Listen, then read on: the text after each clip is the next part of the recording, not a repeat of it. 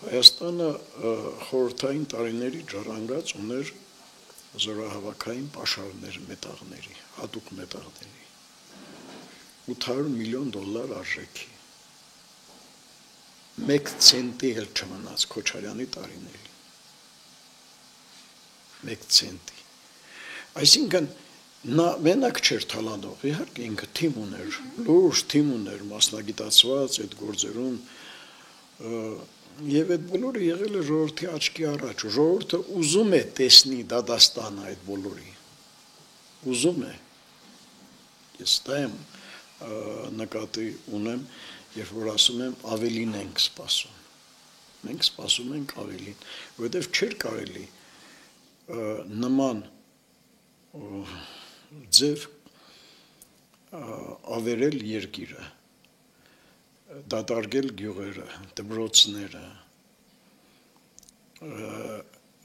այդ կարգի գիշատիչ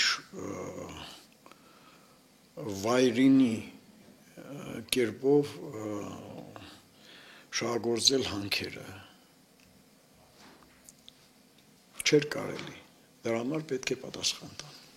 Իսկ ինչու է Ռուսաստանը անհանգիստ մարտի 1-ի գործի բացահայտմամբ, Քոչարյանի պաշտպանությանն է լծված, նույնիսկ ակնհայտ սպառնալիքներ ենք լսում, եթե կալանավորեք, ապա այս կհետևի, սա կհետևի, ինչու են պաշտպանում Քոչարյանին ձեր կարծիքով։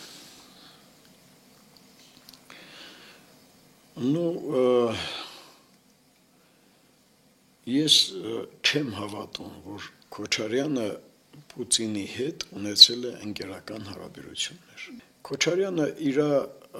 բնույթով գոռոզ, ամբարտավան, մեծամիտ մարդ է։ Ընկեր ենել Պուտինը նրան լինել անհնար է, չի կարող այդպիսի բան լինել, պարզապես չի կարող։ Ուրիշ ինչ պատճառ կա, ըստ երևույթին կա մասնագիտական բանի խնդիր, նախագահ են եղել երկուսն էլ,